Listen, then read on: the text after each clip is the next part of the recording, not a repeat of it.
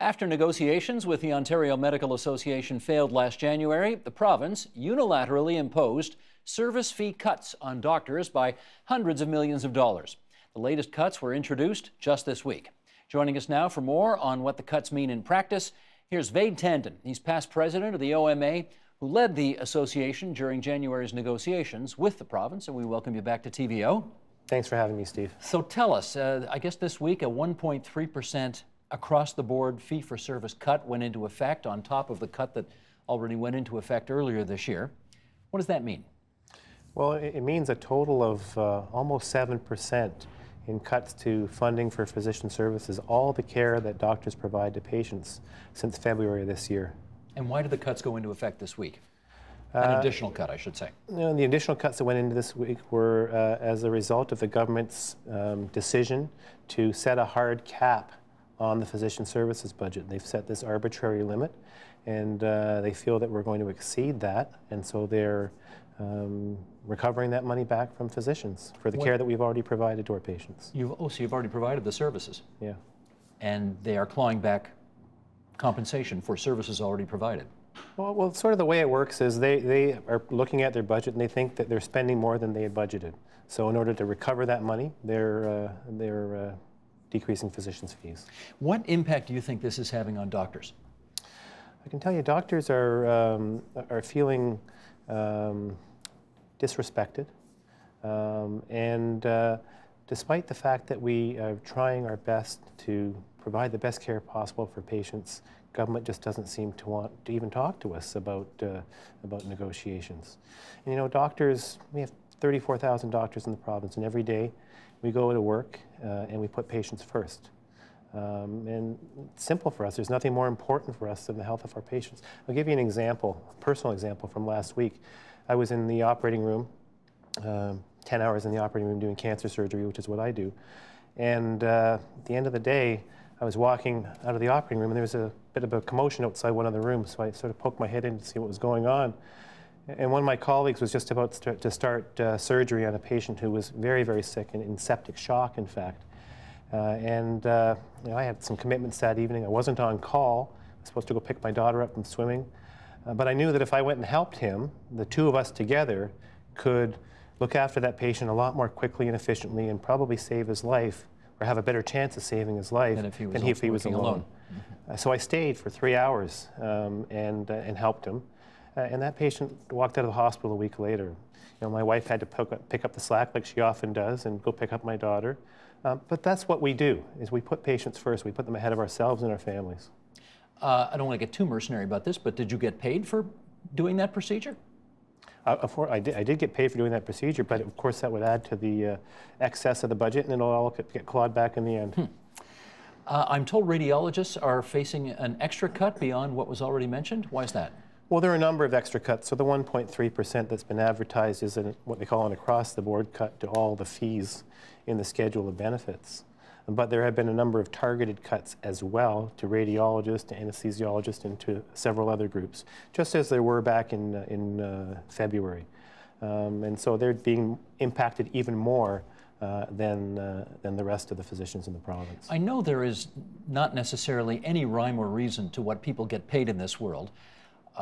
Baseball players can make $25 million a year. Doctors, I gather, on average in the province of Ontario make just about $368,000 gross, after which expenses for paying their secretaries, paying their rents, all of that comes out of all that. Does $368K per year on average, how does that sound to you? You know, what's really important is that we are able to deliver the care that we need, that our patients need. But physicians train for, you know, 10+ years after high school, after university. Many of our physicians that graduate from medical school today carry $100,000 or $200,000 in debt.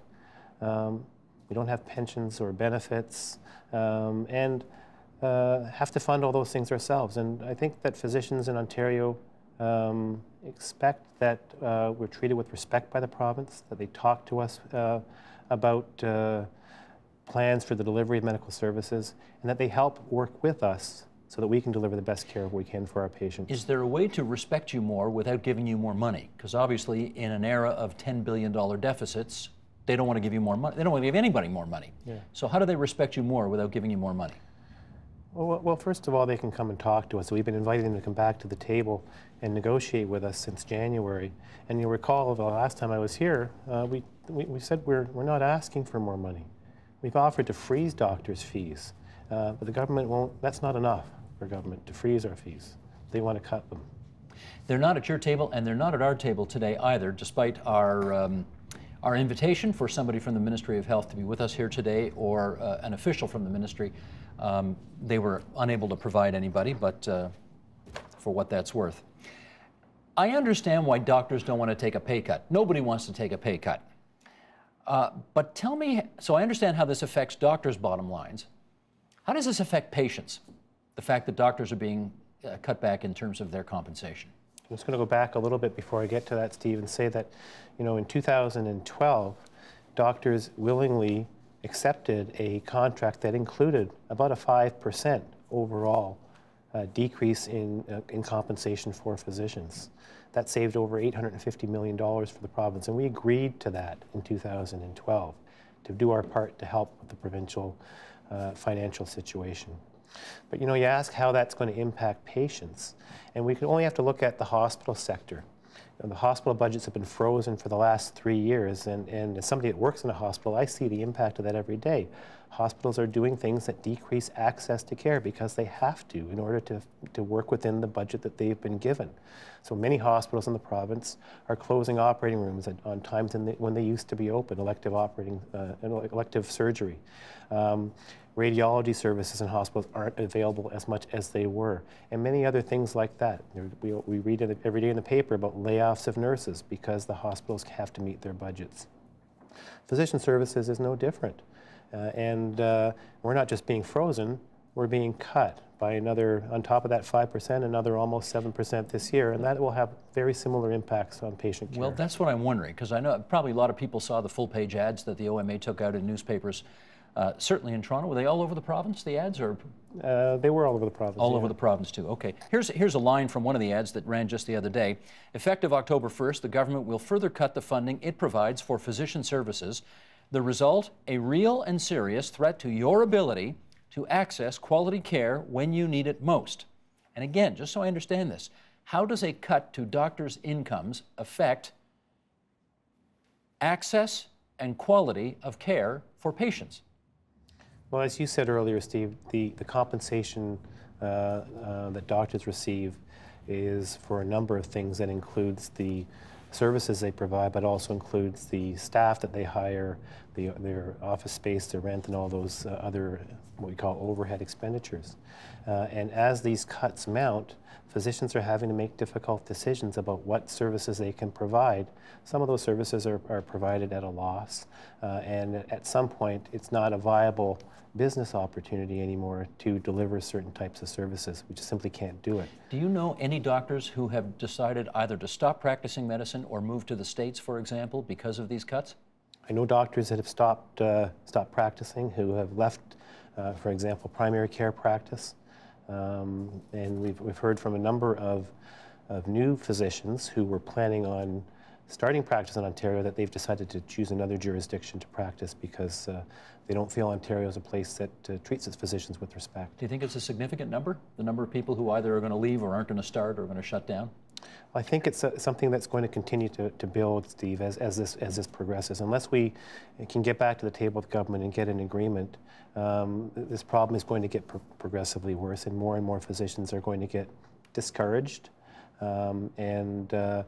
We have a physician population in Ontario, across Canada, in fact, where we have a lot of physicians who are working in their late 50s and 60s and sometimes into their 70s. And right now we still need those doctors. And those are the ones that I'm really worried are going to make a decision, time to retire because we're just not being treated with respect anymore. The Health Minister, Eric Hoskins, isn't here, but here's a quote that he did say relative to this story.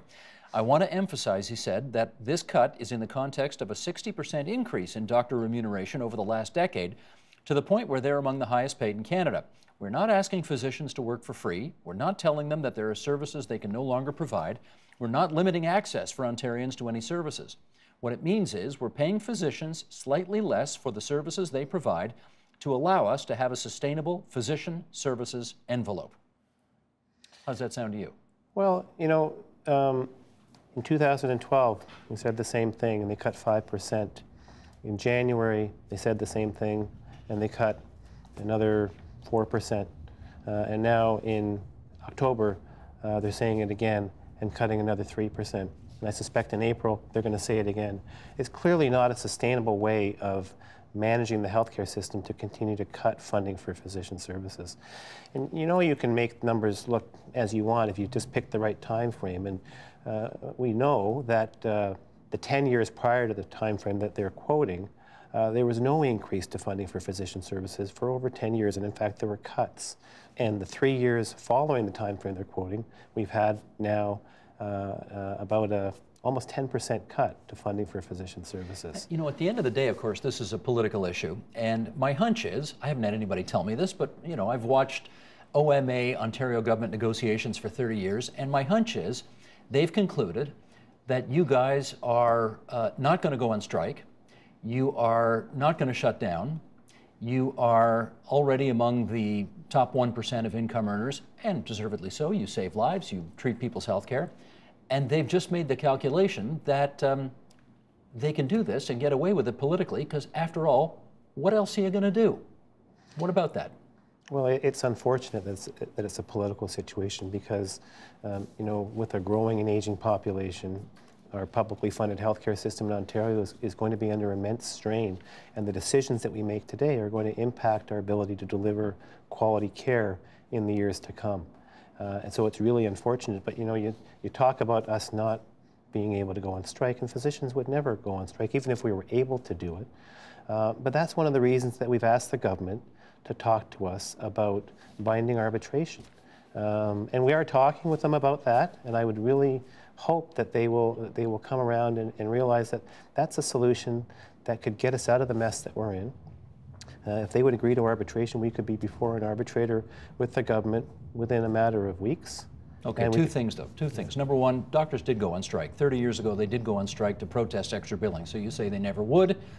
Maybe they won't today or in the future, but they did once upon a time. Number two, binding arbitration always favors, it's hard to call you guys laborers, but it favors labor over management. And that's why the government doesn't want to give you binding arbitration, because they know you'll end up getting an increase. So can you blame them for not wanting that option? Well, I think that we have to have a system that's fair for everybody. Ontario is in the minority here.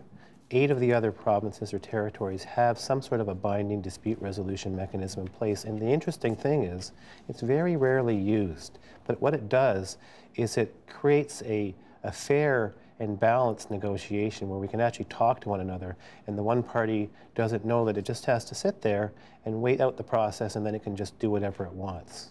But if let's look at what's happening with another group in society that the government is really trying to hold the line on. Teachers. They get the government's attention by withdrawing services. You saw them not provide extracurriculars, I guess several months ago, and now they're talking about rotating work stoppages of some kind. The elementary teachers, at any rate, the one union that doesn't have an agreement. Don't you guys, at some point, have to threaten to withdraw services in order to get their attention? Our goal has been to try and do everything we can as physicians to minimize the impact of the government's cuts, and to try and get the public to understand that these are long-term decisions that are being made by government, and that the impact is going to be felt today, but more so in the long term. And we want to do everything we can to try and get that message out to the public. I hear you, and the government. But you live in a world where the squeaky wheel gets the grease. And your wheel's not squeaking very loud right now if you guys aren't prepared to withdraw services. Do you have to revisit that issue? Physicians have to look at all the options available to us, but we will do everything we can to protect our patients. We will not put our patients at risk. Here's what, Andre Picard, probably the finest healthcare writer in the country, writes for the Globe and Mail, had this to say in one of his columns. Fee-for-service payment, which is commonplace, encourages volume, not quality. The complexity of care means interdisciplinary teams are the best way to treat patients. But creating sensible teams is difficult when you negotiate contracts of different professions separately. But most of all, we need to find a way of paying health professionals, beginning with doctors, in a manner that rewards results. We've seen this in the past, Dr. Tandon, where doctors were clawed back or had an attempt to cut back on the fee-for-service, and what they did was they just cranked up more volume.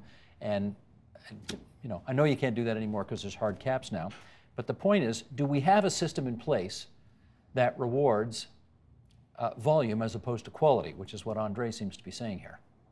Well, we have a blended system in place right now, and for example, in primary care, the vast majority of family doctors are not funded on a fee-for-service basis. They're funded on what we call a capitation basis. So they get paid the same amount whether they for each patient in their practice and provide all the care that that patient requires. And so they're not funded based on volume for that. Should we get rid of fee-for-service altogether then? Take this issue right off the table? You know, it's a really complicated issue, Steve, and it's one that there's been a huge amount of research on. Most of the research suggests that the best way to incent quality is a combination of fee-for-service and sort of some kind of capitation or some kind of a blended model, similar to what we have here. But that's the reason we need to get back to table with government. I mean, one of the things I've talked about over the past year is that we need to change. We need to build what I've called the health system of the future, and we can't do that alone, and certainly government can't do that alone. We want to talk to them about all kinds of ideas to change the healthcare system and improve it. We want to talk to our partners in other disciplines, nursing and pharmacy and hospitals and all the other disciplines that we work with. And we've been trying to do that over the past year, but it's very difficult to have those kind of conversations when one party is holding a big stick and using it every few months. He who, what's the expression, pays the piper calls the tune, they're the funder. So at the end of the day, it's their way or the highway. What'll it take to get this thing back on track? I think what it's going to take is for the people of Ontario to stand up and tell their government that they need to put patients first. That's not what they're doing right now. Ongoing cuts to the healthcare system is not the way to improve the healthcare system. They need to work with doctors, they need to work with nurses and pharmacists and all of us together to find a way to improve the system. But simply cutting money because they've got a tough budget is not the way to deal with it. And to come up with arbitrary cuts, you have to think about where they came up with the number that they've used. It's not based on any science. It's not based on any kind of measure of healthcare needs of the population. They looked at their budget and they said, this is how much money we want to spend. That's it. Doesn't really matter. And that's what we're going to spend. Dr. Tandon, as always, we're grateful for your time, and we thank you for visiting us at TVO tonight. Been my pleasure, Steve. Thank you. Vin Tandon, past president, OMA. Help TVO create a better world through the power of learning. Visit supporttvo.org and make a tax-deductible donation today.